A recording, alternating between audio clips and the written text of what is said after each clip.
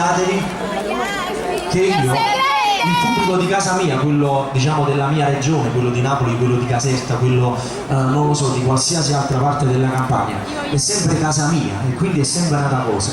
Anche se canto davanti a altre persone, però pubblico io voglio sempre a te.